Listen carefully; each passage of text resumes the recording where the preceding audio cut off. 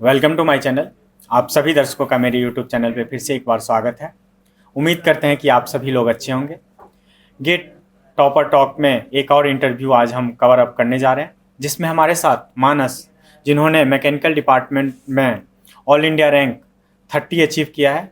तो मानस, इतनी अच्छी सफलता के लिए बहुत बहुत मुबारकबाद। Thank you sir. मैं मानस के बारे में थोड़ा बताऊं कि ये प्रेजेंटली IIT BHU के फाइनल सेमेस्टर से अपना एमटेक मैकेनिकल डिपार्टमेंट में परस्यू कर रहे हैं। साथ ही साथ इनका टाटा मोटर में प्लेसमेंट भी लग चुका है।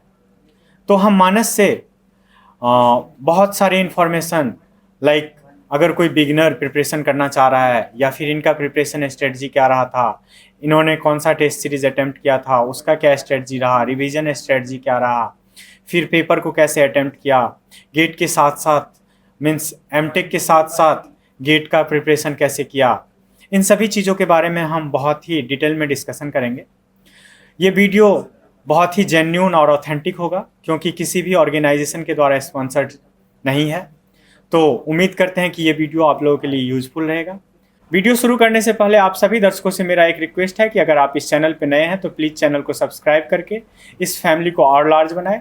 और साथ ही साथ आपको अगर किसी और टॉपर टॉक शो देखना है तो आप वीडियो के डिस्क्रिप्शन बॉक्स में दिए हुए प्लेलिस्ट पे जाके उस वीडियो को देख सकते हैं। तो चलिए शुरू करते हैं आज का एपिसोड। मानस, सबसे पहले आप अपने बारे में थोड़ा ब्रीफली बताएं। हेलो एवरीवन, माई सेल्फ मानस मनाल Mishra. I have secured All India Rank 30 in GATE 2024. I am from Chitrakoot Uttar Pradesh, but मैंने अपनी पढ़ाई रायपुर छत्तीसगढ़ से पूरी की है और बीटेक भी मैंने रायपुर छत्तीसगढ़ से ही गवर्नमेंट इंजीनियरिंग कॉलेज रायपुर से किया है। एंड अभी मैं एमटेक कर रहा हूँ IIT BHU से। मानस, ये आपका कौन सा नंबर अटेम्प्ट था? आपने गेट का प्रिपरेशन कब स्टार्ट किया था और आपका क्या क्या प्रिपरेशन मीन्स प्लानिंग कैसे हुआ गेट के लिए? जैसे कि मैंने गेट के बारे में अपने लास्ट ईयर में जब था मैं बीटेक में, तब गेट के बारे में मुझे पता चला गेट के बारे में कि गेट एक एग्ज़ाम है जिसके थ्रू आप पब्लिक सेक्टर्स में जा सकते हैं, आप एमटेक IIT से आप एमटेक कर सकते हैं। तो ये सब चीज़ें जब पता चली तो मन में क्यूरियोसिटी हुई कि इस एग्ज़ाम की तैयारी किया जाए, इस एग्ज़ाम के लिए प्रिपेयर किया जाए। तो फिर वहाँ से मैंने धीरे धीरे प्रिपरेशन स्टार्ट की। जैसे कि लास्ट ईयर के कॉलेज में मुझे पता चला कि गेट के बारे में, तो ऐसा वहाँ प्लेसमेंट भी उतने अच्छे थे नहीं उस समय। तो मैंने उस समय से गेट की प्रिपरेशन अपनी स्टार्ट की, लेकिन मैंने पहला अटैम्प्ट 2021 में दिया, अपना पहला अटैम्प्ट। और वहाँ से फिर मैंने आगे अटैम्प्ट जारी रखे और फाइनली मैंने गेट 2024 में ऑल इंडिया रैंक 30 अचीव की। ये आपका कौन सा नंबर अटैम्प्ट? ये मेरा 4th अटैम्प्ट था। बाकी मीन्स अटैम्प्ट में आपका क्या क्या रैंक रहा है? जैसे कि जब मैंने स्टार्ट किया था गेट 2021 में, उसमें मेरी रैंक अराउंड 6000 थी। फिर तो इतनी अच्छी रैंक थी नहीं, ना तो वहाँ से एमटेक मिल रहा था और ना ही PSU मिल रहा था। तो फिर मैंने सोचा कि एक साल ड्रॉप कर लिया जाए और फिर से तैयारी की जाए, नए सीरीज से शुरुआत की जाए, जिससे कि अच्छा एग्ज़ाम में कर सकूं। और जैसा मैंने सोचा था वैसा ही हुआ। मेरी गेट 2022 में ऑल इंडिया रैंक 1775 आई थी, जिससे मुझे IIT BHU में एमटेक अलॉट हो गया था। उसके बाद मैं ये था कि मुझे यहाँ से प्लेसमेंट लेना है IIT से, और मैंने गेट की प्रिपरेशन उतने अच्छे से उस समय स्टार्ट नहीं की थी। फिर लास्ट मंथ में सोचा कि चलो एक बार फिर से गेट दे ही देते हैं। तो अनफॉर्चुनेटली वो भी गेट उतना अच्छा नहीं गया। उस समय मेरी रैंक करीब 2700 रैंक आई थी। उसके बाद मैं सोचा नहीं, अब तो इस एग्ज़ाम को क्लियर करना ही है। फिर मैंने और मन लगाकर तैयारी की और जो मेरी कमियां थी उसको मैंने सुधार किया, उस पर विचार किया, विमर्श किया कि कहाँ कहाँ गलती हो रही है, क्या मिस्टेक हो रही है, आखिर मेरी रैंक क्यों इम्प्रूव नहीं हो रही है। इन सब विषयों पे मैंने शोध किया, जिससे फिर पता चला कि ये कमियां थी, मैंने उनको इम्प्रूव की और फाइनली रिज़ल्ट फ्रूटफुल रहा। जैसा कि मानस का ऑलरेडी टाटा मोटर में भी प्लेसमेंट लग चुका है IIT BHU के थ्रू, और साथ ही साथ इन्होंने मीन्स कॉलेज के साथ इन चीज़ों को मैनेज किया। तो आप लाइक स्टक डाउन ना हो, अगर आपको एमटेक कहीं मिल रहा है तो उस हिसाब का कॉलेज डिसाइड करके आप प्रिपरेशन मीन्स साथ में भी मैनेज कर सकते हैं। आपका प्रिपरेशन स्ट्रेटजी का क्या रहा? आपने मीन्स इस चीज़ों को कैसे प्रिपेयर किया, खुद से किया या फिर किसी कोचिंग का हेल्प लिया? जैसे कि मैं आप सभी को बता दूं, मैंने सेल्फ स्टडी की है। कोचिंग मैंने कोई कोचिंग ज्वाइन नहीं की है एज सच, और मैं यूट्यूब से NPTEL के लेक्चर से मैं पढ़ाई किया करता था जब मुझे सब्जेक्ट कंप्लीट करने थे पूरे। तो कुछ सब्जेक्ट जैसे फ्लूइड मैकेनिक्स हो गए और थर्मोडायनेमिक्स हो गई, ये सारे सब्जेक्ट मैंने यूट्यूब से कवर किए थे। बाकी के लिए मैंने स्टैंडर्ड बुक्स ही प्रीफर किया था। उससे मैंने पहले अपने जो मेरे कंसेप्ट में मैं लैग कर रहा था, कंसेप्ट में मैंने मेन फोकस था मेरा पहले कि मैं सिलेबस कंप्लीट करूँ, तो मुझे एटलीस्ट कंसेप्ट में पूरा क्लैरिटी रहे ताकि मेरे क्वेश्चंस कहीं स्टक ना हो। तो मैं पहले अपने कंसेप्ट को तैयार किया, मैंने बहुत सारी स्टैंडर्ड बुक्स को फॉलो किया और उनसे नोट्स बनाए, यूट्यूब से भी मदद ली। सच की टेक्नोलॉजिकल ज़माना है तो मैंने यूट्यूब से भी मदद ली और मैंने आगे अपनी नोट्स बनाए, प्रिपेयर किए। आपका source of material like subject wise कि इसका ये रहा उसके बारे में थोड़ा। जैसे मैंने फ्लूइड मैकेनिक्स जो थी वो SK सोम सर से पढ़ी थी NPTEL से, उससे काफ़ी सारी चीज़ें इंप्रूव हो गई थी। और मैंने पावर प्लांट भी NPTEL से ही प्रीफर किया था, पावर प्लांट हो गया। थर्मोडायनेमिक्स के लिए मैंने स्टैंडर्ड बुक्स फॉलो की थी, जैसे PK नाग हो गई, सेंजल हो गई। कंसेप्चुअल के लिए मैंने सेंजल प्रीफर की थी और उसमें काफ़ी अच्छी बुक है वो, और उसके सॉल्व एग्जाम्पल्स मैं करता था। ऐसी हर एक सब्जेक्ट के लिए मैंने एक स्टैंडर्ड बुक मेरे पास थी जिससे कि मैं कंसेप्ट से हमेशा टच में रहूं। और लाइक जैसे मीन्स आपने मीन्स इतना अटेम्प्ट दिया तो कहाँ मिस्टेक रह जा रही थी कि आपका रैंक अच्छा नहीं आ रहा था, फिर फाइनली क्या हुआ कि आप ऑल इंडिया रैंक 30 तक पहुँचे? इसमें बहुत सारी क्यूमुलेटिव चीज़ों का समन्वय है इसमें। जैसे कि जब मैंने गेट 2021 अटेम्प्ट किया था तो मैं बिल्कुल ही नया था इसमें, मुझे कोई इतनी ज़्यादा नॉलेज नहीं थी और ना ही मैंने सर्च किया था। उस समय मुझे लगा कि चलिए प्रिपरेशन कर लेते हैं, ऐसे ही क्वेश्चन बना लेंगे तो गेट हो जाएगा। कोई ऐसी प्लानिंग नहीं थी, कोई शॉर्ट नोट्स नहीं बनाए थे, नोट्स भी मेरे बहुत ज़्यादा स्कैटर्ड थे, ज़्यादा कंसाइज नोट्स भी नहीं थे। तो ये सब चीज़ें तो पहली गलती तो थी ही, तो ये सब चीज़ें दिमाग में थी कि हाँ ये सब चीज़ें नहीं करना। फिर गेट 2022 में मैंने नोट्स अपने अच्छे से प्रिपेयर किए, पर ये हुआ कि मैंने शॉर्ट नोट्स उसमें अच्छे नहीं बनाए। शॉर्ट नोट्स बनाना, मैं आप सभी से कहूँगा कि शॉर्ट नोट्स बहुत ज़रूरी है बनाना। बिना शॉर्ट नोट्स के तो आप समझ लीजिए कि कोई भी एग्ज़ाम आप अच्छी रैंक से तो क्लियर नहीं कर सकते हैं। तो फिर मैंने शॉर्ट नोट्स बनाए अपने, पहले शॉर्ट नोट्स मतलब पेजेस में बनाए, वो भी उतने अच्छे से शॉर्ट नोट्स भी नहीं बनाए। और उससे पहले अटेम्प्ट में की गलती तो यही थी कि मैंने कोई अच्छे नोट्स अच्छे से नहीं बनाए और अच्छे से तैयारी भी नहीं की। सेकेंड टाइम जब 2022 में मैंने अपीयर हुआ तो उसमें मैं नोट्स बनाए, उसके शॉर्ट नोट्स भी बनाए, लेकिन उसमें गलती हो गई कि मैंने टेस्ट सीरीज अटेम्प्ट नहीं की अच्छे से।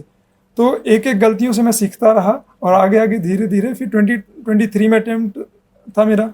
जैसे कि मैंने बताया कि मैं 22 के अटेम्प्ट से मैंने एमटेक ज्वाइन कर लिया था IIT BHU में। एमटेक ज्वाइन करते करते के साथ ये था कि मुझे प्लेसमेंट भी लेनी है तो मुझे कोर में ही लेना है प्लेसमेंट। तो मैं हमेशा से कोर के टच में रहा और जैसे कि प्लेसमेंट्स होते हैं तो इंटरव्यू वगैरह के लिए मैंने तैयारी की, तो उसमें भी मैंने स्टैंडर्ड बुक्स पढ़ी काफ़ी। तो ये था कि मेरा कंसेप्चुअल बेस तो मेरा मजबूत हो गया था। उसके बाद फिर भी जब मैं गेट 2023 के लिए अटेम्प्ट किया मैंने गेट 2023, तो उसमें मेरा तैयारी ठीक से थी नहीं। उसमें मैं एमटेक में ज़्यादा फोकस था, एमटेक के एग्ज़ाम थे, सेकंड सेमेस्टर तक मैं एमटेक में ही लगा रहा, जिससे मुझे समय नहीं मिल पाया। उस चक्कर में मेरा ना ही तो मैंने क्वेश्चन की प्रैक्टिस कर पाई और ना ही अच्छे से टेस्ट सीरीज लगा पाई। तो वो तो बहुत ज़्यादा, मान के चलिए कि बहुत ज़्यादा ख़राब अटेम्प्ट रहा। उसमें मेरी करीब 2700 रैंक आई थी, 1775 से सीधा खिसक के 2700 के आसपास चली गई थी। फिर ये हुआ कि जैसे ही गेट का एग्ज़ाम हुआ, मैं थोड़ा स्ट्रेस में था कि यार कैसे किया जाए, अब तो गेट हो नहीं रहा, लगता है और ज़्यादा बिगड़ जाएगा। तो इसके बाद मैंने गेट 2024 के लिए परफेक्ट प्लानिंग की थी। आपको बताऊँ, मैं बाकायदा पूरा 1 महीना दिया था इसके लिए, तैयारी के लिए, कि मेरी क्या प्रिपरेशन स्ट्रेटजी होगी। मैंने एक डायरी बनाई थी, डायरी के हर एक पेज में मैंने हर एक सब्जेक्ट के हर एक चैप्टर्स को लिखा था एक एक पेज में, और जो चैप्टर मेरे होते जाते थे उनको मैं कैंसिल करता जाता था।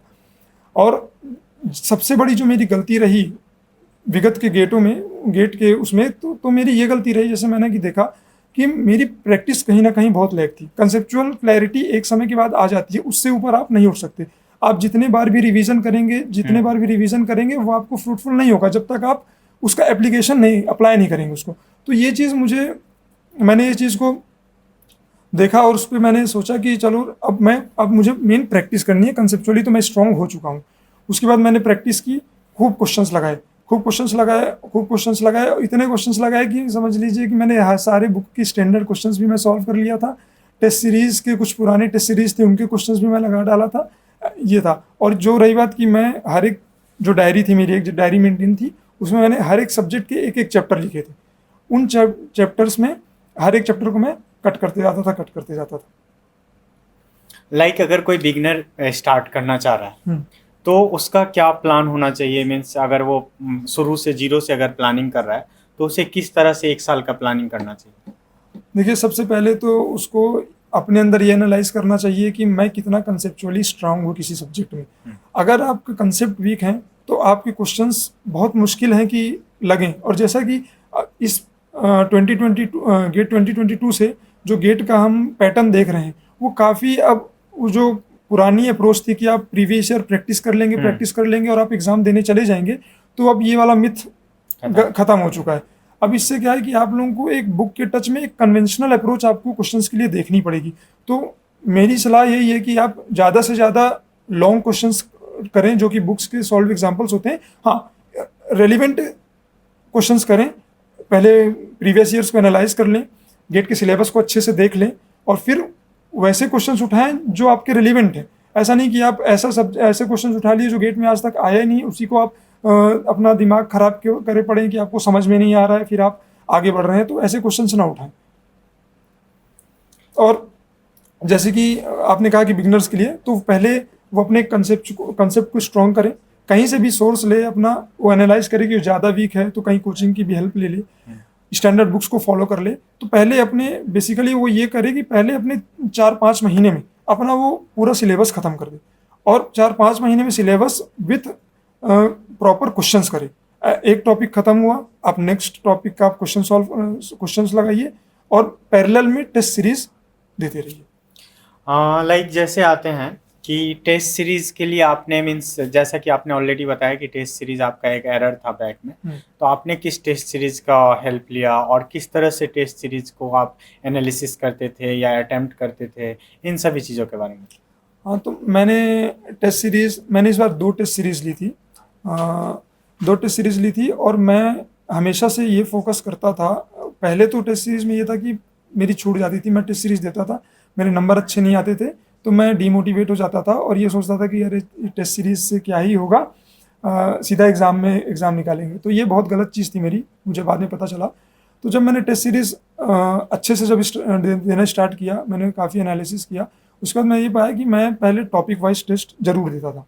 कई लोग होते हैं जो topic wise subject wise test को स्किप करके सीधा मेन फोकस करते हैं अपने फुल लेंथ पे, लेकिन टॉपिक वाइज में कुछ टेस्ट सीरीज में ऐसे क्वेश्चंस होते हैं जो आपको बहुत ज़्यादा कंसेप्चुअली हेल्प करते हैं।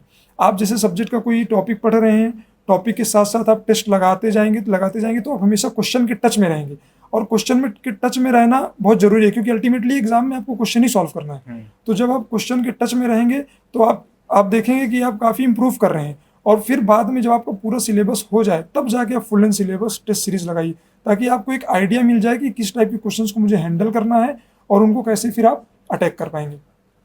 जब आप एक्चुअल एग्जाम में बैठे तो आपने पेपर को कैसे अटेम्प्ट किया? लाइक जैसा कि टेस्ट सीरीज में अटेम्प्ट करते थे वही स्ट्रेटजी फॉलो किया या फिर कुछ डिफरेंट किया, या फिर आपका क्या मीन्स इंटरनल आपका क्या थॉट था कि हमें इस टाइप से पेपर अटेम्प्ट करना है? हाँ, तो जब मैंने test series full length start की थी तब ये था कि पहले 2 टेस्ट तो मैंने ऐसे रैंडम दे दिए थे। तो फिर मुझे एहसास हुआ कि मैं फिर से वही गलती कर रहा हूँ कि कोई प्लान नहीं कर रहा हूँ, ऐसे ही रैंडम में टेस्ट सीरीज दे रहा हूँ और फिर से मेरे नंबर वैसे ही आ रहे थे, कुछ इंप्रूवमेंट नंबर में था नहीं था, अराउंड 60 या फिर 58 65 ऐसे नंबर आते थे मेरे। तो ये हुआ कि मैंने फिर देखा कि मैं टेस्ट सीरीज जब देने बैठा तो मैं क्या करता था कि पहले मैं एप्टीट्यूड वाला सेक्शन छोड़ देता था, मैं टेक्निकल पे फोकस करता था क्योंकि मुझे पता था कि मैं टेक्निकल पहले लगाऊंगा क्योंकि इसके सवाल मुझसे बन जाएंगे। एप्टीट्यूड का मुझे ये नहीं था कि कौन सा क्वेश्चन रैंडम आ जाए और वो मुझसे ना बने और फिर मैं वहाँ से डिमोटिवेट हो जाऊँ तो मेरा पूरा पेपर खराब हो जाए। तो मैं हमेशा पहले टेक्निकल सेक्शन से मैं शुरू करता था। उसके बाद टेक्निकल पे भी मैं ये करता था कि मैं जो सवाल मुझसे नहीं बना एक बार में तो मैं बिना अपने दिमाग पे लोड दिए उसको मैं स्किप कर देता था। कि मुझे ये नहीं रहता था कि मुझे क्वेश्चन नहीं बना और मैं याद भी नहीं रखता था कि मुझे वो क्वेश्चन नहीं बना, मैं सीधा स्किप करता था without any wasting of time. उसके बाद जब मैं अगले क्वेश्चन में बनता था फिर आगे जाता था, मैं ऐसे ही पूरा एक बार पेपर में गो थ्रू हो जाता था, जिससे मुझे आइडिया लग जाता था कि पेपर टफ है या इजी है, या कौन सा सेक्शन 1 नंबर के उसमें जो सवाल है वो ज़्यादा इजी हैं या 2 नंबर वाले ज़्यादा इजी हैं, तो ये आइडिया लग जाता था। और जब आप दोबारा पेपर देने के लिए लौटते हैं तो फिर आपका दिमाग खुल चुका होता है, आपको एक आइडिया मिल गया रहता है कि ये पेपर कैसा पेपर आया है, हार्ड है, ईजी है, उस हिसाब से फिर आप अपने आप को तैयार करते हैं उस पेपर के लिए। तो मैं ये कहूँगा कि जल्दी से जल्दी जो जो क्वेश्चंस आपको एक बार में क्लिक करें, छोटे हों, उन क्वेश्चंस को आप सीधा अटेम्प्ट कीजिए। और कोई क्वेश्चन इजी भी हो लेकिन वो लेंदी हो, बड़ा हो, उसमें पढ़ने में आपको दिक्कत हो रही है, तो उसको भी आप तुरंत स्किप करें। टेस्ट सीरीज जैसे देने के बाद आपको उसका कैसे एनालिसिस करते थे? लाइक बहुत सारा प्रोसेस, रिवर्स प्रोसेस भी होता है कि सारा कंसेप्ट कवर नहीं होता है तो क्वेश्चन के थ्रू भी कुछ कंसेप्ट कवर अप करने की कोशिश करते हैं, फिर एरर बहुत होते रहते हैं, टाइम और एरर में बैलेंस बनाना रहता है। इन सभी चीज़ों को आप कैसे प्रिपेयर किया ताकि एग्ज़ाम तक जाते जाते आपकी एक्यूरेसी भी इम्प्रूव हो जाए, टाइम भी बैलेंस आप कर पाए? हाँ, जैसे कि आपने कहा कि एक्यूरेसी की एक बात कही, एक्यूरेसी पे मैं ये कहूँगा कि जब पहले मैं टेस्ट सीरीज देता था तो मैं क्या करता था कि ऐसे ही रैंडम कोई भी पेपर उठा लिया और मैं उसमें जाके सॉल्व करने लगता था, और कोई भी एक पैटर्न नहीं रहता था कि कौन सा क्वेश्चन कहाँ पर बना रहा हूँ, बहुत सब चीज़ जम्बल और बहुत जल्दी जल्दी करता था, जिससे क्लियर भी नहीं रहता था। तो इस बार मैंने लगभग जितने भी टेस्ट दिए हैं, मैंने एक स्क्रिबल पैड बनाई थी, वैसे ही जैसे गेट में स्क्रिबल पैड मिलती है, मैंने स्क्रिबल पैड बनाई थी, बहुत सारी स्क्रिबल पैड बनाई थी, बेसिकली फुल लेंथ के लिए मैंने बनाई थी।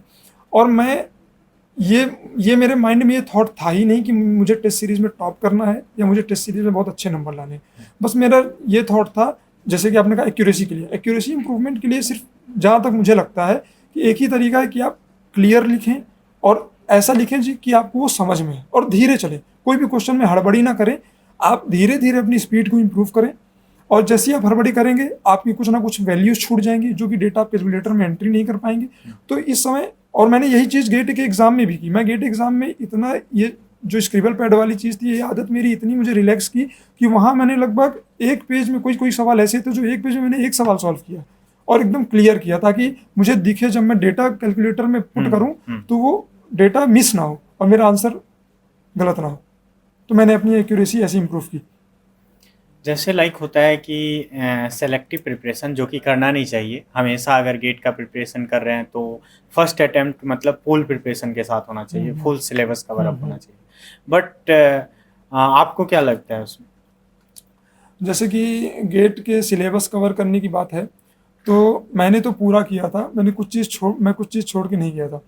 ऐसा था कि जैसे मान के चलिए आप, मेरा ये मानना था, ओपिनियन मैटर कर सकता है, लेकिन मेरा ये मानना था कि जैसे आप कोई एक पर्टिकुलर सब्जेक्ट में स्ट्रांग है, एग्जाम्पल के लिए थर्मोडायनेमिक्स में आप स्ट्रांग है, सोम में आप स्ट्रांग है, बहुत सारे ऐसे सब्जेक्ट हैं आप स्ट्रांग है, तो और आप जो एक्स्ट्रा टॉपिक जो गेट में ऐड हुए हैं आप उनको स्किप करने की कोशिश कर रहे हैं। ऐसा ज़्यादातर होता है कि उन टॉपिक से क्वेश्चंस आ जाते हैं, कभी 2 नंबर के क्वेश्चन आ जाते हैं, कभी 1 नंबर के क्वेश्चन आते हैं।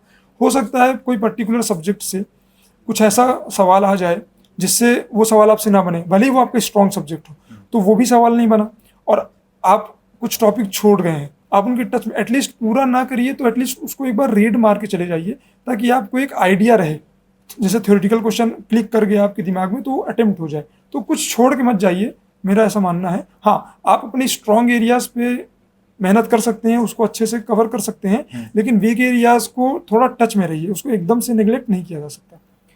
फिर भी अगर हम सब्जेक्ट को प्रायोरिटी वाइज अगर प्रिपेयर करें, लाइक अगर कोई करना चाहता है तो हमारा क्या मीन्स होना चाहिए कि कम टाइम में ज़्यादा चीज़ कवर हो सके, तो उसके लिए क्या स्ट्रेटजी होना चाहिए, क्या क्या सब्जेक्ट को प्रायोरिटी देना चाहिए? जैसे कि गेट के एग्ज़ाम में प्रोडक्शन का बहुत ज़्यादा वेटेज है, आपको प्रोडक्शन तो हर हाल में मैन्युफैक्चरिंग प्रोडक्शन करके ही जाना चाहिए। उसके लिए आपको उसको तो वो सब्जेक्ट नहीं छोड़ सकते आप उसके, क्योंकि वो काफ़ी बड़ा सब्जेक्ट भी है और उससे काफ़ी क्वेश्चंस आ भी जाते हैं।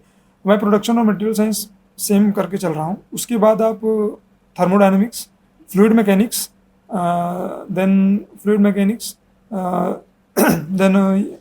सोम, then theory of machines and then engineering mechanics. आजकल इंजीनियरिंग मैकेनिक्स का भी वेटेज काफ़ी बढ़ गया है, तो इंजीनियरिंग मैकेनिक्स तो करके ही जाइए। और इंजीनियरिंग मैकेनिक्स ये ऑर्डर है। फिर बाद में पावर प्लांट RAC में आप चाहें तो ज़्यादा फोकस नहीं कर सकते, अगर आपको स्ट्रांग नहीं है तो आप बेसिक बेसिक चीज़ें उनकी तैयार कर लीजिए। ये तो मैं प्रायोरिटी मेरे हिसाब से रहनी चाहिए। लाइक आपका नोट प्रिपरेशन का क्या स्ट्रेटजी था? एक होता है कि बहुत सारे लोग तो मीन्स एक नोट बनाए फिर उसी नोट पे हाइलाइटर के थ्रू यूज किए, फिर कई लोग होते हैं कि शॉर्ट्स नोट भी बनाते हैं, तो आपका नोट बनाने का क्या स्ट्रेटजी था? मैंने तो पहले फुल प्रूफ अपने नोट्स बनाए थे, स्टैंडर्ड बुक से, यूट्यूब वीडियोस से, एनपीटीईएल लेक्चर्स से मैंने अपने नोट्स बनाए थे, फुल नोट्स बनाए थे। तो उसके बाद मैंने अपने फुल नोट्स से शॉर्ट नोट्स बनाए। शॉर्ट नोट्स में करीब मेरी एक कॉपी 150 पेजेस की सारे सब्जेक्ट की कंसाइज कॉपी मेरी बन गई थी। और उन शॉर्ट नोट्स में कुछ ऐसी चीज़ें भी थी, जैसे कोई कोई फॉर्मूले थे, तो वो फॉर्मूले कैसे आए हैं, क्योंकि उनसे क्वेश्चंस उनके एल्गोरिदम पे पूछ लेता है कभी कभी गेट। तो उनके एल्गोरिदम तो कुछ कुछ ऐसे फॉर्मूलेज थे, तो उन फॉर्मूलेज को मैंने एज अ डेरिवेशन सहित भी लिख लिया था, ताकि मेरे शॉर्ट नोट्स थे इतने भी शॉर्ट नहीं थे कि मैं उससे, अगर मैं उनको 2-3 महीने बाद भी पढ़ रहा हूँ तो वो मुझे पता चले कि वो कैसे नोट्स थे। और उसके बाद मैंने जब लास्ट मंथ की प्रिपरेशन में, मैं अपने लास्ट मंथ की प्रिपरेशन फेज में था, तो लास्ट मंथ में टेस्ट सीरीज देने के साथ साथ मैंने एक डायरी बनाई थी। उस डायरी में मैं और शॉर्ट नोट्स को माइक्रो नोट्स कर दिया था। जो जो फॉर्मूला मैं टेस्ट सीरीज में भूलता था, वो फॉर्मूलाज को मैं उस डायरी में लिख लेता था। तो जब मैं गेट के आखिरी प्रिपरेशन करने समय गया, तो लास्ट महीने जो मेरी शॉर्ट नोट्स थी मैंने उनको रिवाइज की, और फिर लास्ट का जो वीक था, वो जो मेरे माइक्रो नोट्स थे और टेस्ट सीरीज की जो गलतियाँ थी, उसको मैंने रिवाइज किया। मीन्स लाइक बोल सकते हैं कि अगर मेरा बार बार, जैसे कोई बहुत सारा सिलेबस हम कवर अप कर लेते हैं, बट टेस्ट सीरीज में वैसा कुछ क्वेश्चन आ जाता है जो कम्प्लीटली न्यू होता है, तो उन चीज़ों का भी नोट में मीन्स ऐड अप हो जाना चाहिए। वो सब चीज़ें भी नोट्स में मैं ऐड कर। और मेरे साथ ऐसा हुआ कि एग्जैक्टली 3 से 4 सवाल ऐसे थे जो टेस्ट सीरीज से मैंने अपने जो शॉर्ट कॉपी उस नोट्स में उस फॉर्मूलेस को लिखा था, और वहाँ से डायरेक्ट क्वेश्चन आया था, तो मुझे काफ़ी मदद हुआ। लाइक 1 साल का प्रिपरेशन है, इतना बड़ा मैकेनिकल का सिलेबस ऑलरेडी इतना बड़ा है, तो रिवीजन का क्या स्ट्रेटजी रहता था? लाइक चीज़ों को मेमोराइज करना, मीन्स समय पे फार्मूला का क्लिक होना, तो उन चीज़ों का आपका रिवीजन कैसे करते थे? तो रिवीजन के लिए मेरा ये था कि ये मेरे साथ नहीं, कई लोगों के साथ ये होता है कि जो जो सब्जेक्ट जैसे हमारे वीक होते हैं, उन सब्जेक्ट्स पे हम ये चाहते हैं, कभी कभी सोचते हैं कि यार ये सब्जेक्ट से हम जितना ज़्यादा दूरी हो सके बना के रखें। उनका रिवीजन भी हम लास्ट में करते हैं। एक बार किसी तरह उसको, कभी कभी ऐसा होता है, कोई कोई सब्जेक्ट ऐसा होता है जो बहुत लेंदी होता है, तो हम सोचते हैं कि यार ये सब्जेक्ट जल्दी ख़त्म हो, और उस जल्दी ख़त्म होने के चक्कर में हम उसका रिवीजन भी ढंग से नहीं कर पाते। तो रिवीजन के लिए मैंने क्या किया था कि मैंने चिट्स बनाई थी सब्जेक्ट्स की। हर एक सब्जेक्ट, जितने जैसे 12 सब्जेक्ट थे, मैंने गेट को 12 सब्जेक्ट में डिवाइड किया, तो 12 सब्जेक्ट थे, और उनको मैंने चिट बनाई 12 सब्जेक्ट की, और उस चिट को मैं एक बॉक्स में रख दिया था। और जब भी मैं रिवीजन करने जाता था, तो उस बॉक्स से मैं एक चिट निकालता था, और वो चिट निकालता था, जो सब्जेक्ट खुलता था मैं उसी का रिवीजन करता था। और चाहे जो हो जाए उसी का रिवीजन। अगर मैं कहीं जा रहा हूँ, जैसे मैं एमटेक की क्लास करने जा रहा हूँ, तो मेरे बैग में भी उसी सब्जेक्ट की कॉपी रहेगी, मेरे टेबल में भी उसी सब्जेक्ट के नोट्स, उसी सब्जेक्ट की बुक रहेंगी, और सारी वहाँ कुछ चीज़ नहीं रहेगी उसी, ताकि मैं पूरा फोकस एक ही सब्जेक्ट की उसकी रिवीजन पे दे पाऊँ। ये मेरी रिवीजन के लिए स्ट्रेटेजी थी। लाइक जैसे आपने एमटेक के साथ गेट का प्रिपेयर किया, ऑल इंडिया रैंक 30 अचीव किया, तो एमटेक के साथ मीन्स गेट का प्रिपरेशन कितना चैलेंजिंग रहा? कैसे चीज़ों को मैनेज करता है?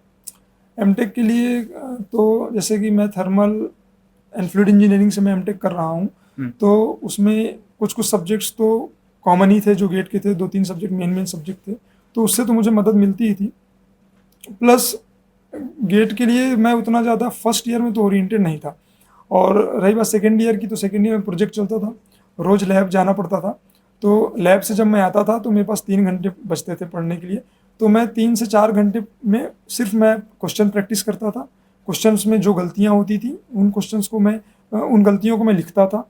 लिखने के बाद वो गलतियाँ दोबारा ना हो, ये भी लिखता था कि ये गलती मेरे से हुई है। ऐसा मैं हिंदी में लिखता था कि ये गलती मेरे से हुई है, ये गलती दोबारा मेरे से नहीं होनी चाहिए। उसके बाद ये था कि और जैसे जैसे क्वेश्चंस की मेरे से गलती होती थी, मैं स्टैंडर्ड बुक्स में वैसे क्वेश्चन ढूंढता था, 4-5 क्वेश्चन वैसे निकालता था, और उनको उसी समय लगाता था, और फिर सुबह उठने के बाद उनको एक बार फिर से देख लेता था। लाइक ये बहुत लंबा मीन्स ऑलरेडी बिजी शेड्यूल है, इतना लंबा ड्यूरेशन है प्रिपरेशन का, तो लाइक आपका क्या डिसिप्लिन होता था? मीन्स साल भर खुद को मोटिवेट रखना, इन सब चीज़ों को कैसे मैनेज करते? तो मैं जैसे कि गेट से इतना हताश हो चुका था, रैंक आ नहीं रही थी। तो मैं इसके लिए मैं एक उपाय सोचा था। मैं सुबह मैं जल्दी उठता था और रोज़ सुबह मैं प्राणायाम तो ज़रूर करता था। योग को मैंने अपने जीवन का हिस्सा बनाया था और उससे मुझे बहुत मदद मिली।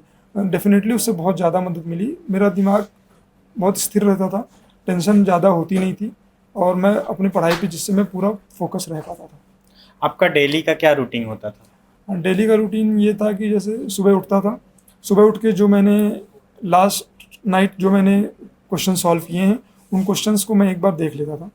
उन गलतियों को मैं पढ़ लेता था कि मैंने ये गलतियाँ की हैं, इन गलतियों को मुझे नहीं करना। उसके बाद मैं प्राणायाम जैसे कि बताया योग में जाता था। उसके बाद फिर मैं लैब जाता था। लैब का ही most of the time lab का ही काम रहता था।